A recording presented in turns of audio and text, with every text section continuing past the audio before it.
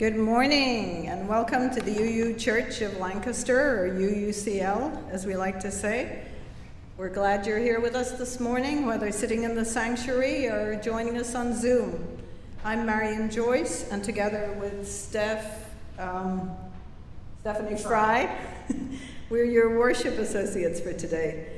Today's service is part of our summer series, while our regular minister, Reverend Howard Dana, gets a break from the pulpit for some rest and relaxation. And you can see the themes of the following weeks on the back of your order of service. We especially welcome today Reverend Meg Mathieson, our visiting minister. Reverend Meg is an ordained UU minister and full-time chaplain at Hospice and Community Care. She attended Lancaster Theological Seminary and has served congregations in Pennsylvania, Maryland, and Ohio. Reverend Meg currently lives in Lancaster with her one-eyed cat, Buddy. If this is your first time here, know that every Sunday is a little different, as our faith leaders choose from the many sources of wisdom that you see in the mobile overhead. So check us out again. Also, feel free to chat with Reverend Meg if you have any questions about UU-ism or today's themes after the service. And now Reverend Meg will do our call to worship. Good morning. In our modern Western culture, we're often taught that compassion is something that we should give to others, but never to ourselves. However, we can learn from other traditions that it's not selfish or narcissistic to care for ourselves in a loving and kind way.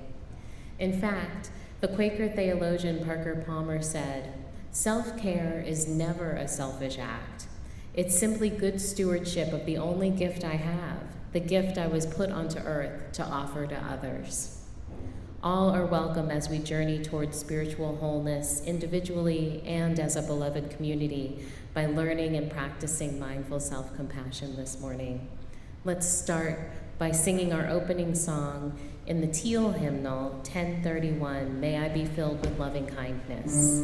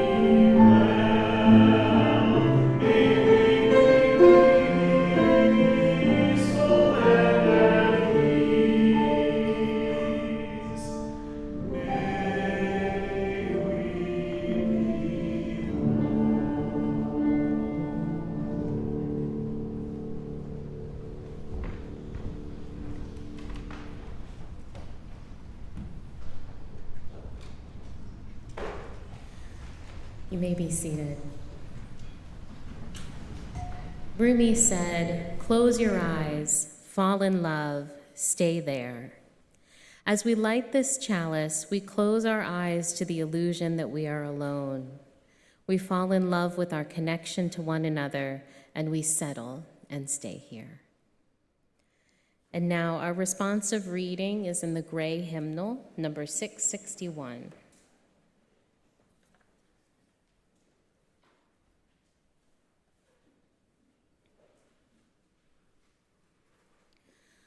We have a great deal more kindness than is ever spoken. The whole human family is bathed with an element of love like a fine ether. How many persons we meet in houses whom we scarcely speak to, whom yet we honor and who honor us. How many we see in the street or sit with in church, whom though silently we warmly rejoice to be with. Read the language of these wandering eye-beams. The heart knoweth.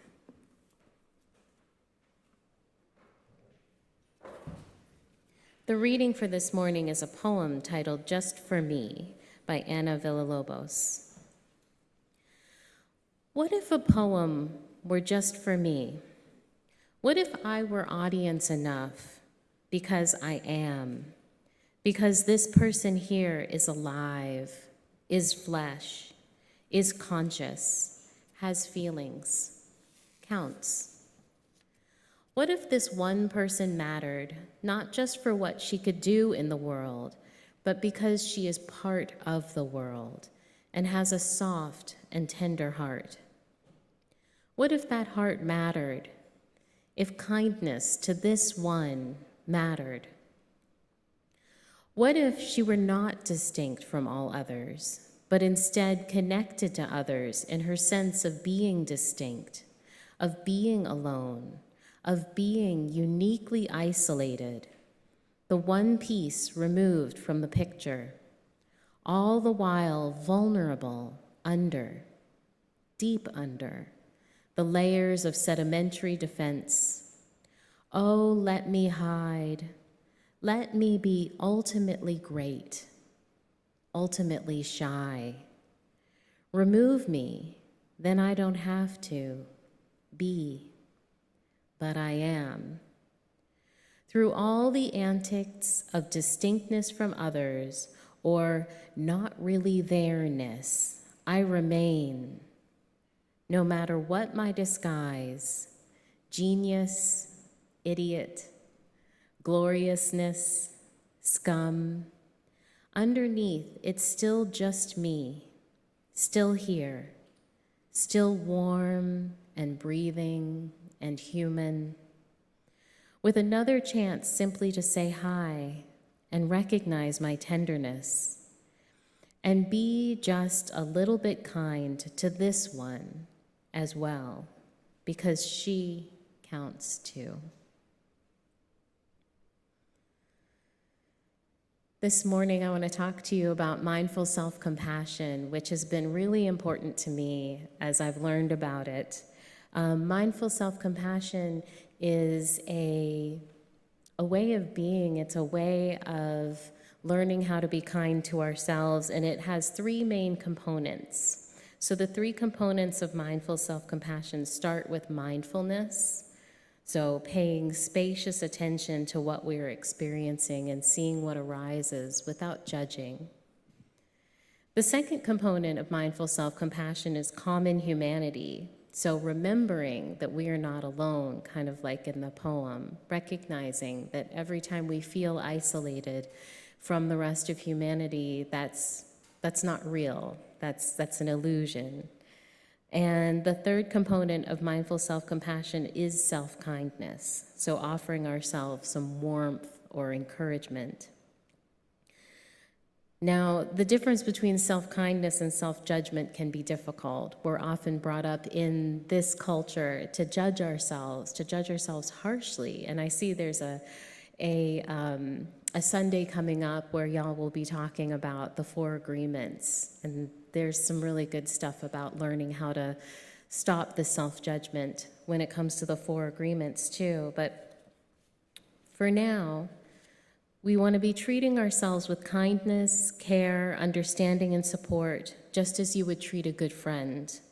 Most people treat themselves harshly, saying cruel things to themselves they would never say to others, but compassion includes the wish and effort to alleviate suffering. There's an action component to self-compassion.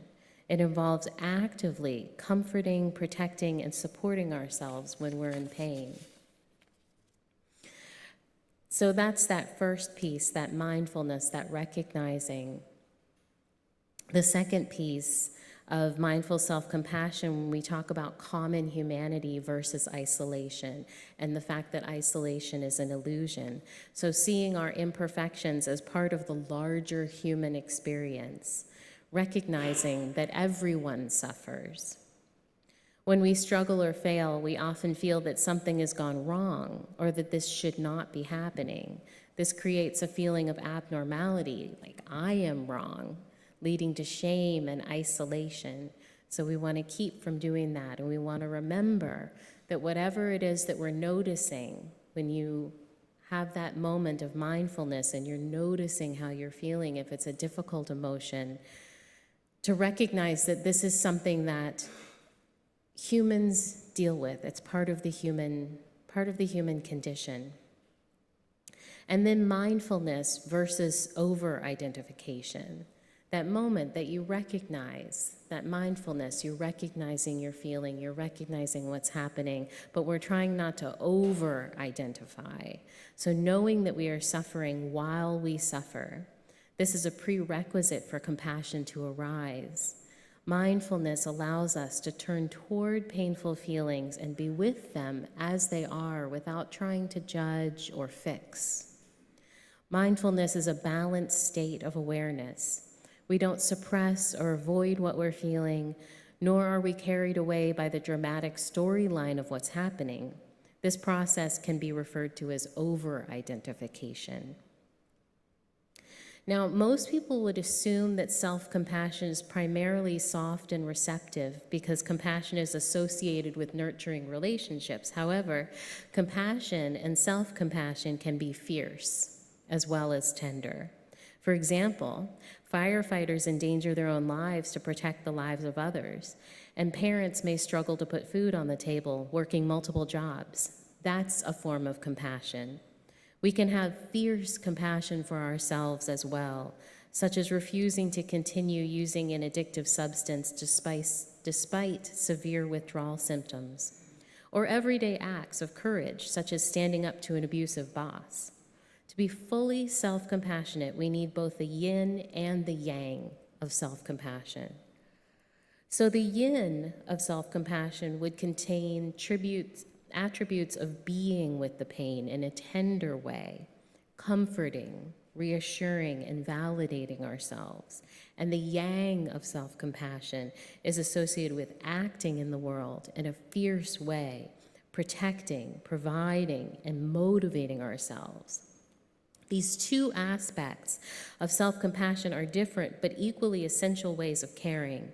Mindful self-compassion includes both fierce and tender aspects, but focuses more on the tender side because we need to nourish ourselves, that yin side of the yin-yang, before we can step out into the world with courage and strength. That's the yang side.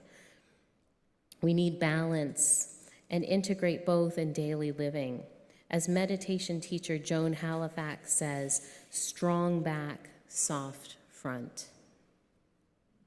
Now, there's a lot of research supporting self-compassion and how it's powerfully linked to well-being. Self-compassion is strongly associated with fewer negative states like depression, anxiety, stress, and shame, and negative body image. It's also strongly linked to more positive states like happiness, life satisfaction, and optimism. It's linked to better physical health. By wrapping pain in the warm embrace of self-compassion, negative states are alleviated while positive states are generated.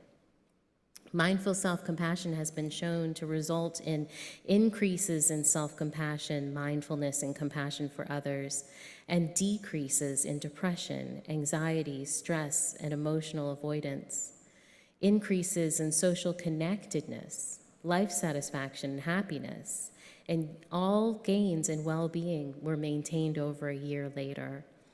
And all it is that noticing, that mindfulness, and then your reaction to that, the common humanity, recognizing that whatever it is you're feeling is part of the human experience, and then that action, whether it's the yin of kindness to yourself or the yang of fierce action and protecting yourself.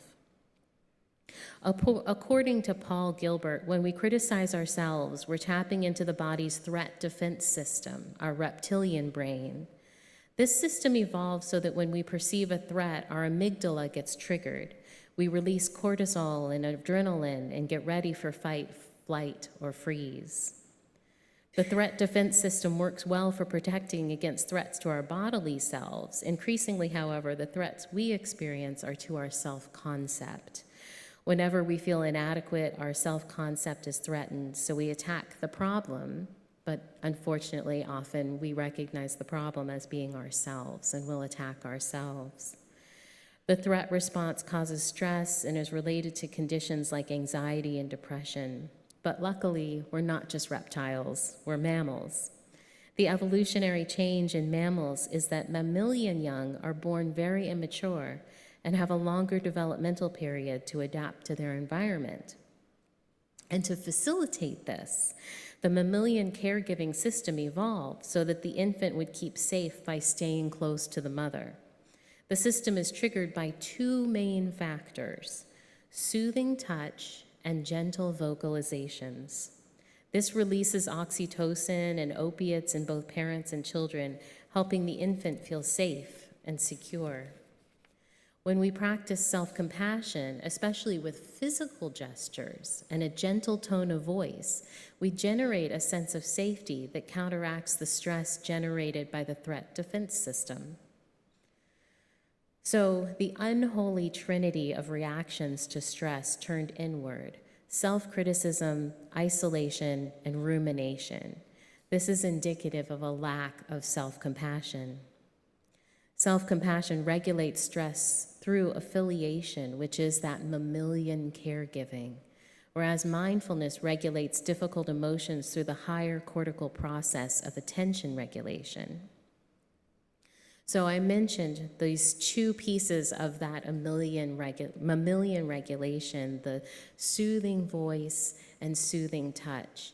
And when we speak to ourselves, we're going to use a soothing voice, and we're going to also practice soothing and supportive touch for a compassion break. So there are several different things that you can do, and we're going to try a few different things to see what works for you.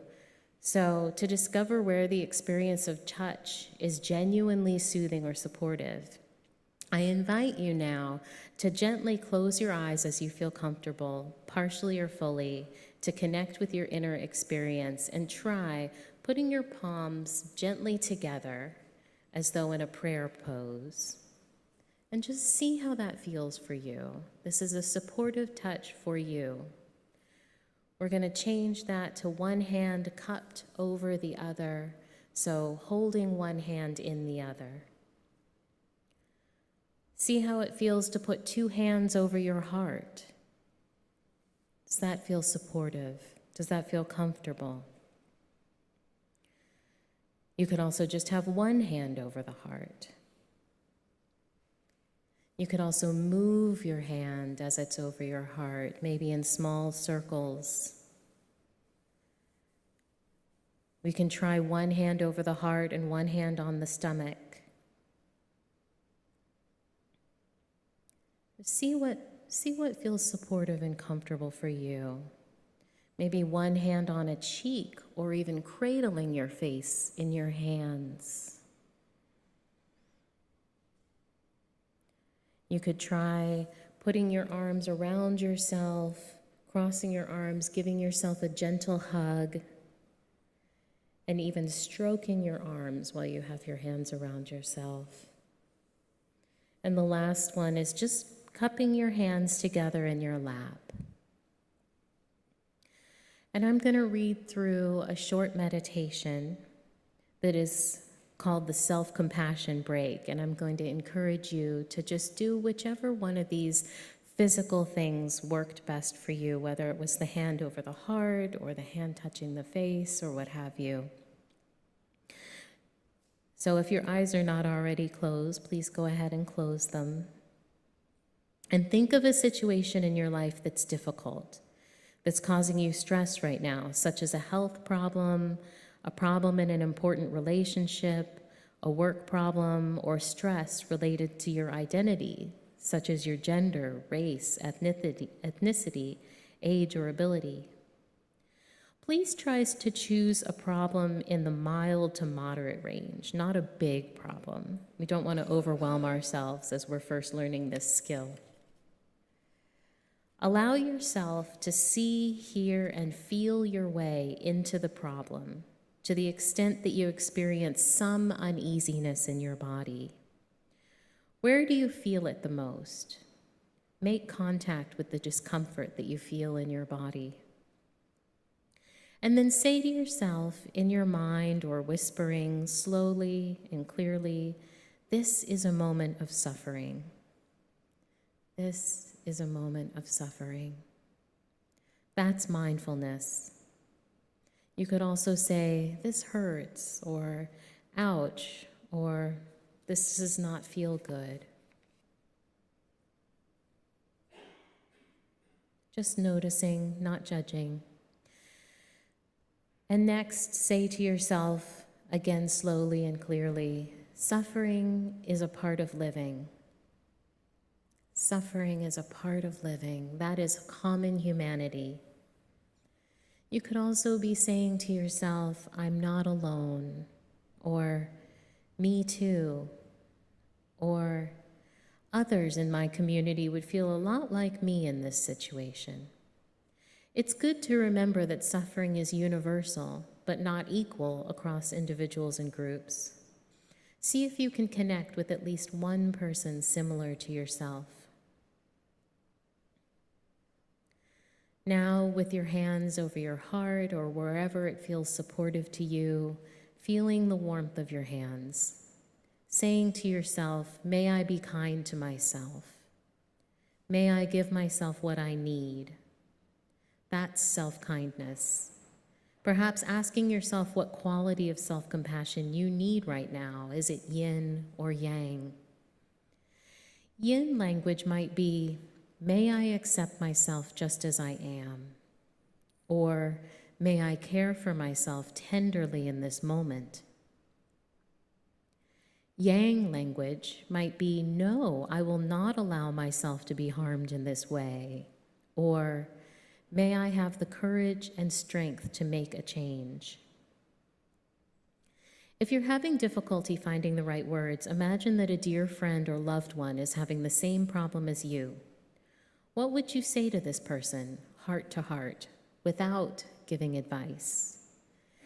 If your friend were to hold just a few of your words in mind, what would you like them to be? What message would you like to deliver? And now, can you offer that same message to yourself? And now I invite you to slowly open your eyes and return to this space where we are right now.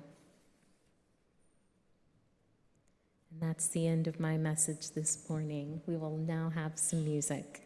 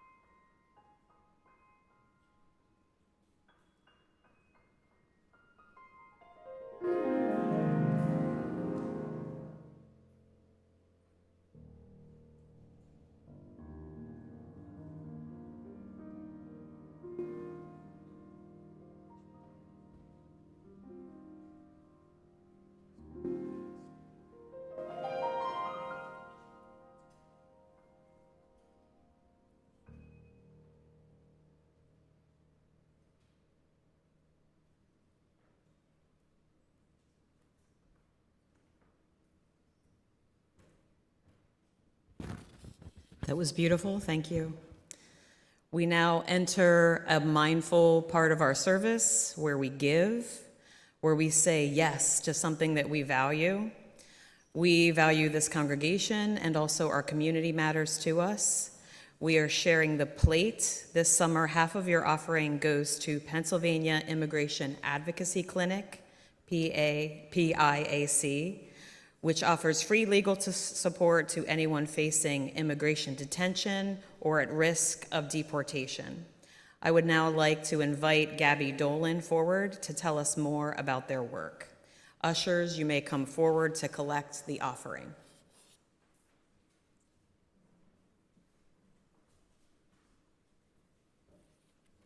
Hello, thank you so much for having me this morning. And thank you for your support of the Pennsylvania Immigration Advocacy Clinic. I work at the Parish Resource Center, and we house and run the Immigration Clinic each week. It takes place just down the street at St. John's Episcopal Church every Tuesday evening from 5 to 8 p.m., totally free of charge for all clients. Since launching in March 2025, we've seen over 600 individuals and families and have been able to give almost 300 totally free legal consults with immigration attorneys or legal representatives. About half of our clients that we've seen come from Central and South American countries, mainly Cuba, Mexico, Guatemala, Honduras, Ecuador, and another 40% have come from Haiti. Most of the folks that we see currently live in Lancaster County, about 75%, and we're seeing more and more come from York, Lebanon, and Cumberland counties, as well as several people driving all the way from New Jersey to come to the clinic. Like she mentioned, we help mainly folks who are in the immigration court process at risk of being detained or deported, as well as folks who have seen changes in status due to policy changes like the temporary protected status, or TPS, which you may have heard recently ending for Haitians and Syrians. We work really hard to create a safe space for clients, and that's in large part due to our amazing volunteers. And we just recently started a new program off of the immigration clinic called Needs Navigation. We work with a lot of volunteers to provide support outside of legal needs that folks have. So, connecting to food resources, healthcare, employment opportunities. So a lot of really great work. We couldn't do it without amazing volunteers and amazing supportive community, groups like you and the Walters Trust. So just wanted to say thank you for thinking of us this summer. And I'll be around after the service if you guys have questions or would like to chat. But yeah, thank you again.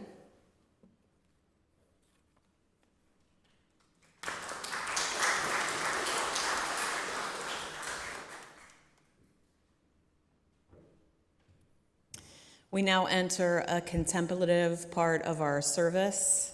This is the stone ceremony. Very quickly, I want to share an anecdote about the stone ceremony. So this past week, some of us from the choir, we were in Milwaukee. So we were at a music conference for Unitarian Universalists. People came from all over the country.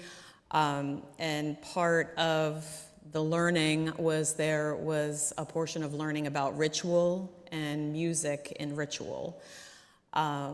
At that point, we had a pair share.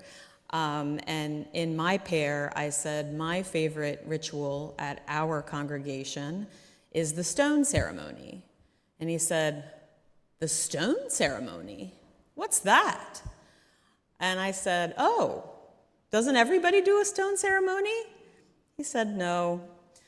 And I said, well, let me explain. So people process forward, and there are two containers. One has stones in it. Some of them are decorative with words. Some of them are rather plain.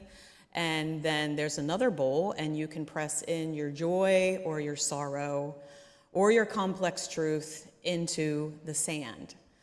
And all the while, music plays. And he said, what kind of music plays? I said, it's contemplative, but sometimes Alan plays the Beatles. And he said, why doesn't he play the Rolling Stones?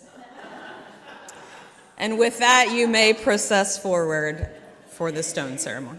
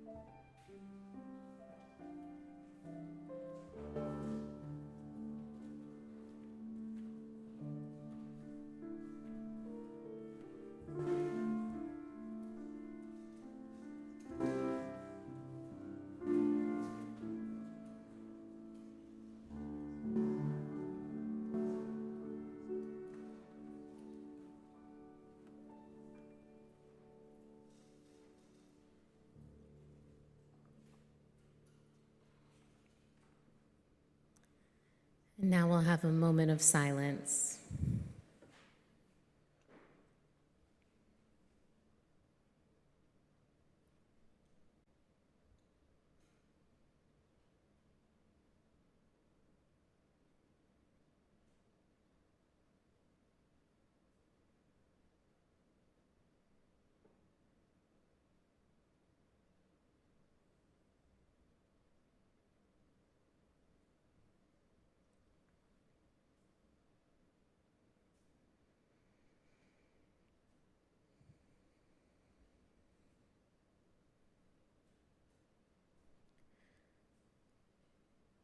Our prayer today is a poem called Blessings by UU minister Mark Bellatini. Blessed is every breath I take. Blessed is every fear I face. Blessed is every robin's nest. Blessed is every bough of spruce. Blessed is every shell on the beach. Blessed is the lap of the waves. Blessed is the droop of a willow. Blessed is the sweep of the prairie. Blessed is the gable of my house. Blessed are my family and friends. Blessed is my love, the depth of my strength, which is deeper than my present brokenness. Blessed is the honesty of my fear and my fierce love of life. Blessed is love that forever remembers my future and trembles with my tremors. Blessed is the courage that I do not know I had. Blessed is my desire that I might speak unfettered. Blessed is the song of life, one of whose notes is me. Blessed is the beauty of it all. Blessed is my thanksgiving. And blessed is my dream of peace for all those I love, beginning with myself. Amen. And now, please say with me our affirmation of faith. I have to grab a hymnal.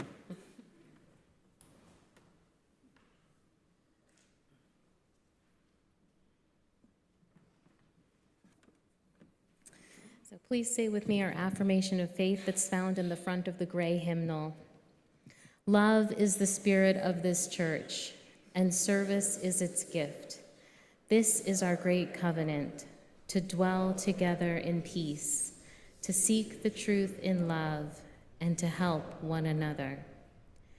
El amor es el espíritu de esta iglesia, y el servicio es su ofrenda. Este es nuestro gran pacto. Al convivir unidos en paz, al buscar la verdad en amor, y ayudarnos unos a los otros.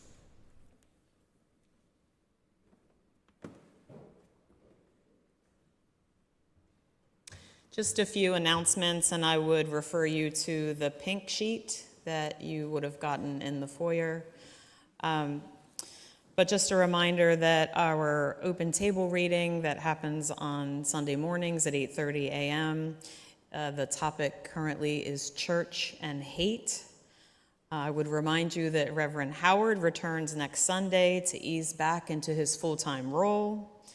And the themes for each Sunday are in the back of your program. You are now invited to coffee hour to talk with Gabby Dolan, and to talk about the Parish Resource Center, and to enjoy one another's company with coffee. Thank you.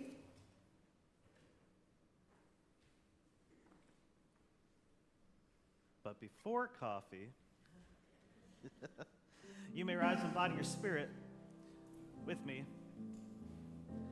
and sing hymn number 1009, Meditation on Breathing. Now, if you don't know this song, there are layers to it, right? Pick a layer that feels the most comfortable and sing it, and I'm just going to kind of sing through each part as we go, right? The first layer goes like this. Breathe in, breathe out, breathe in, breathe out. That's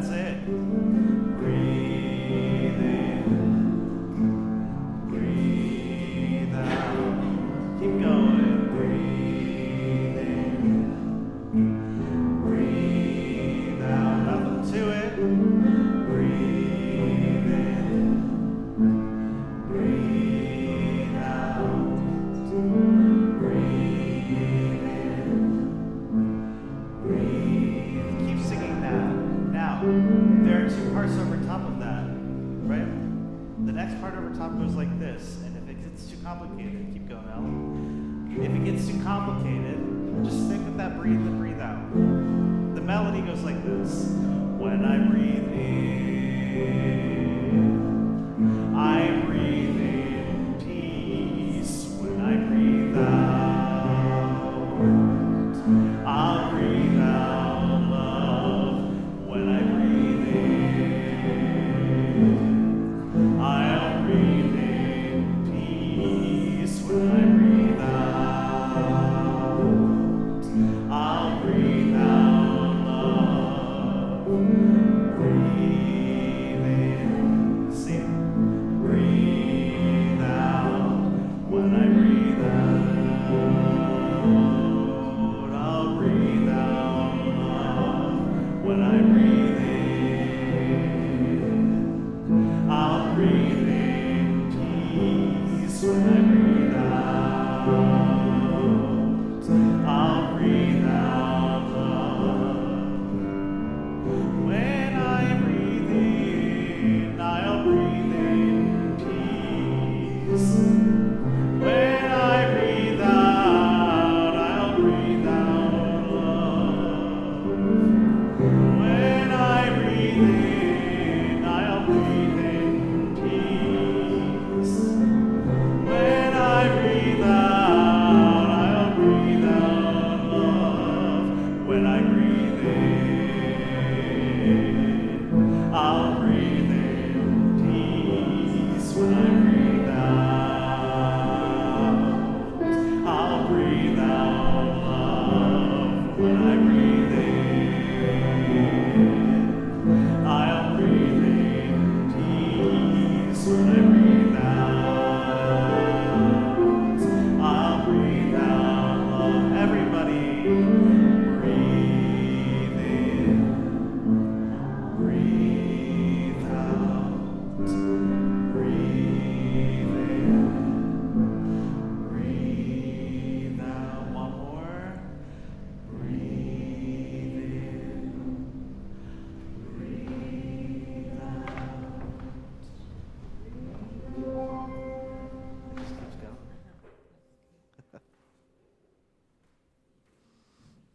Thank you. That was great.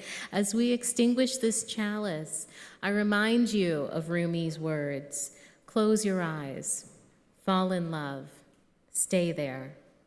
The light of our chalice is now out, but we hold that holy light within us as we hold the sacred love that we have fallen into today. Amen.